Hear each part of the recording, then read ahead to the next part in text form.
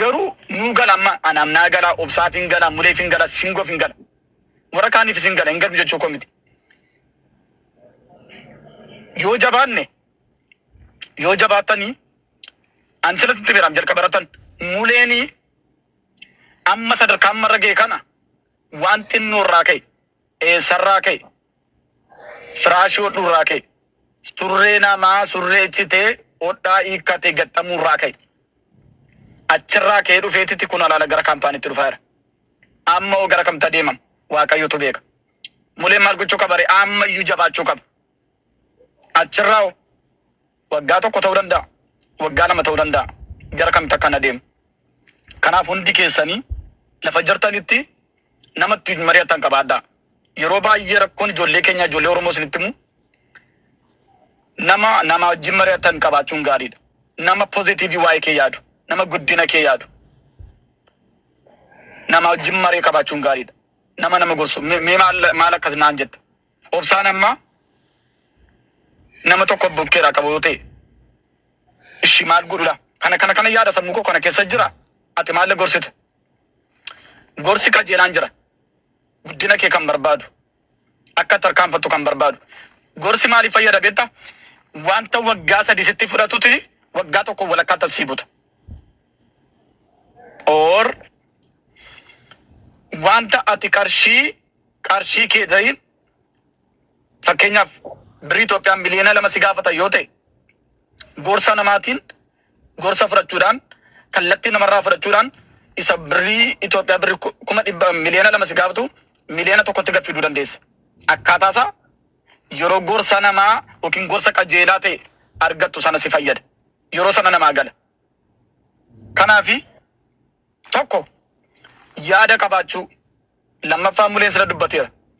Amma barbaadde qarshii qabaadhu. Amma barbaadde pilaanii qabaadhu. Waaqayyoo wajjin jirtu taanaan waaqayyoon hin gaafannu taanaan milkaa'inni keenya milkaa'ina yerooti. Hundeen jiraachuu keenya hundeen milkaa'uu keenya waaqayyoof waaqayyo duwwaadha. Waaqayyo keessa jiraannaani lafa hin yaadamnetti biyya dhagaa tokko keessa hin keenya keessatti dhagaa tokko baannee aspaaltii hin hojjenne keessatti isaanuma wajji wal qixa akka nu ta'uuf nu godha. Gargaarsa waaqayyoodha kan kana godhu. Of tuffachuun gaarii miti. Baay'ee gad of buusuun gaarii miti. Amma danda'amu ani waaqayyoo waan akkasii na keessa kaayera ijoollummaa kootti na keessa kaayera waan na keessa kaaye kan ammoo irratti tattaafannee jennaan sirriitti meera jalqabas 1% nu waaqayyoo 99% 99% nu gargaaruudhaa fi 1% nurraa barbaada. 1% sana iyyaaltu taanaan 99% waaqayyo bira hin argatamu. Of gowwomsitanii taa'ina. 1% yaalii mataa keenya, tattaaffii mataa keenya, jabinni mataa keenya waaqayyoon kadhachuudhaan hojjechuudhaan nama wajjin walii galuudhaan lafa jirrutti nama wajjin wal kabajuudhaan hojii keenyaaf amanamummaa qabaachuudhaan mana maadaamii keessa ta'u lafa gurguraa ta'u amanamummaan yeroo barbaachisaadha. Amanamummaa qabaachuun ani ijoollee baay'ee wajjinan hojjedha biyya kana keessatti. Yeroo isaaniif hin amanan ofii isaaniif hin amanaman.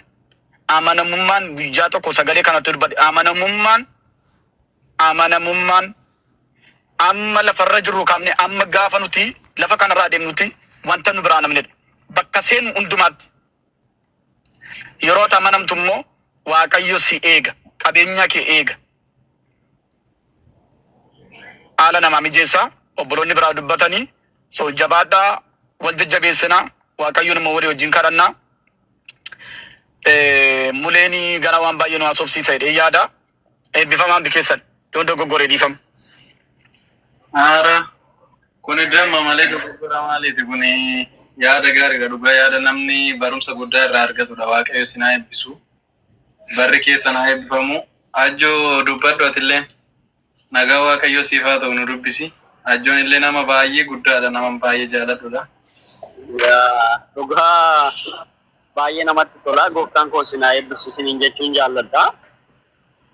Akkuma TikTokii seeninani sin argee na baay'ee namatti tola. Gorsa gaarii, gorsa baay'ee namatti tola. Barnoota gaarii yaada dhalli namaa mudannoo yoo qabaachuu baate guddinni sin hin jiraatu. Ana natti toleera akka kootti. Mulee kana immoo nan jaaladha. Baay'een isa jaalladha garuu dhiyeenya kana na bare innillee anillee durumarraa kaasee baay'een isa hordofaa baay'ee natti tolaa inni sababa nan beekneef koloo kollee dheengadda yoo kana naa deebise erga na bare gooftaa Yesuus isaa eebbisu har'a immoo kan akka iddoo kan akka obboleessa keenya sadiitoo bahee taa'u kana galoofaati illee walan beekaa addaamuudhaan illee waan wal beeku natti fakkaatu.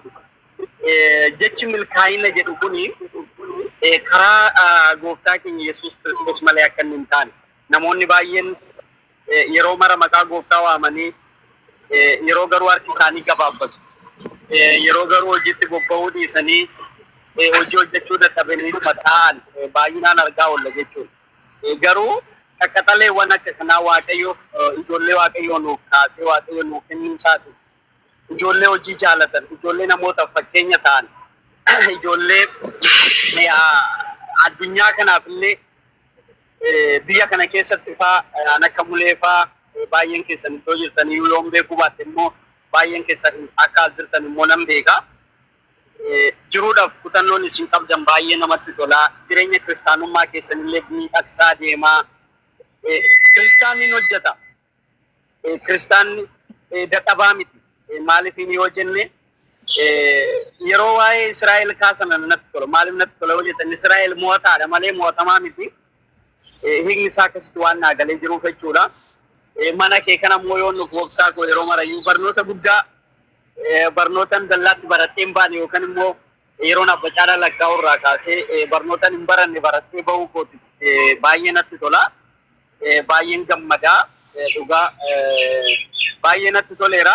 Ulfaadhaa, galatoomaadhaa, kabajamaadhaa, akkanumatti itti fufaadhaa. Oromoon biyya kana keessa jiru immoo ani waan baay'een argaa oola. Waan baay'een argaa oola obsaa kana wajjiniini. Karaa walitti argisiisurra karaa walitti cufuu filannaa. Please Oromoon as keessa jirtan karaa walitti argisiisu. Yeroo ammaa kana fa'aa jechuudha. Yeroo sa'aatii ammaa irra jiru kana keessatti karaa walitti argisiifnee karaa waliif haa taanu tokko yoo beelee tokko haa nyaachisnu.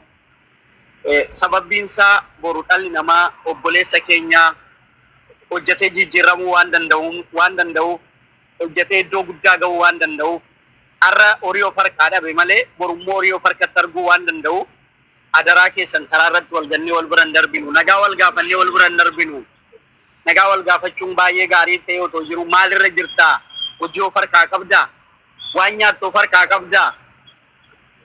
Egaa gaammaan wantoonni amma dubbadhu kun hin beektu baay'een keessan waan dabarsitaniif jechuudha. Ani akka kootti dhalli namaa akka biyya kana keessatti rakkatu hin barbaadu, akka inni beela'u hin barbaadu, akka inni dhoobatu hin barbaadu. Garuu hojiin hojjedha jennee erga biyyaa baane biyya kana keessatti hojii hojjechuu qabna. Hojii hojjechuu qabna. Harki keenya gabaabbachuu qabu jechuudha. Maaliif yoo jenne namoonni baay'een hojii hojjannaa jedhu hojii isaan hojjetan hin arginu. Baay'inaan garuu callisaniituma taa'aa oolu. Inni kun immoo daandii milkaa'inaatti nama hin oofu. Daandii milkaa'inaatti nama hin oofu. Daandii milkaa'inaatti deemuudhaaf gooftaa haa kadhannu. Itti aansinee immoo harka keenya hojii haa hojjisiifnu. Miilla keenya deemnee jiru haa hojjennu. Akkasumas immoo hudduu keenya isa taa'ee kana Waaqayyo akka itti zingennee teenye odoo hin taane akka ittiin hojii hojjennu nutti kenne kana immoo haa hojjisiifnu haa hojjennu. Hojii guddaatu harka keenya keessa jira biyya kana keessatti hojii haa hojjennu. Hojii walaa hojjisiifnu, walaa jaalannu, walaa kabajnu, iddoo guddaa waliif haa laannu.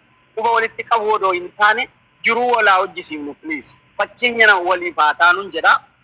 Natti toleera dhugaa. Bakka garaa koon dubbadhee sarara ergan biyya kana dhufee biyya kana seenee haasanarra haasa'ee kana haasa'ee hin beeku. Nagaa nama gaafadhee nama bira darbuudhaan akkam jirta nagaadhaan maan jedhee nagaa gaafadhee nama wajjin haasa'ee deemuudhaan ala waa tokko haasa'ee hin beeku. Garuu har'a natti tole. Haasaa muleen haasa'e, haasaa iddoon haasa'e, haasaa obboleessi keenya obsaan haasa'aa ture. Baay'ee itti gammade jechuudha. Baay'ee natti tole jechuudha. Dhugaa imimmaan tuna qabaa jiraa jechuudha amma yeroo ammaa kana. Maaliifini namni yoo hojjete inuma milkaa'a. Garuu qeerroon keenya biyya kana keessa kan jiru hojii hojjechaa hin jiru. Hojii tuffannaa. Kottaame hojiin tuffannu wal ijaarraa. Kottaa mee harka wal qabannee wal geggeessinee too hojjennee jijjiiramnee nama taana. Hojii tuffachuun nun barbaachisu. Fakkeenyaaf an hojii naman galcha biyya kana keessatti. Namni hojii dhabe yoo jiraata ta'e without commission hojii nan galcha rakkoon qabu. Homaa rakkoon qabu irraan fudhatu.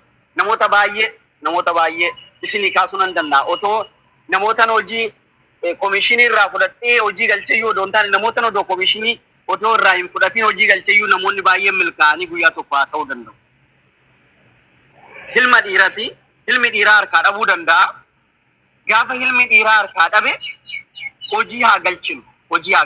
Irratti gurguramnee waan qabnu irratti ciccinee fuunee hojii galchinee ji'a tokko yoo isa dandeenye.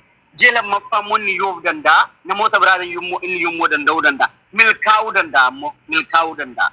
Kanaaf Oromoon biyya kana keessa jiru please ani dhaamsiin ani isinii qabu. Erga carraa kana argattee carraa kana dubbachuu yommuu naaf laatame yeroo ammaa kana jechuudha. Yeroo ammaa kana Oromoon wal guuree yaa'a baay'ee gaariidha natti tola. Oromoon geengoo uumee dhaabata. Oromoon geengoo oo ta'eet dhaabachuu jaalata. Ani immoo jibbeera biyya kana keessatti. Kottaa lama taanee haa deemnu. Kottaa tokko taanee haa deemnu. Garuu hojii waliin haa hojjennu.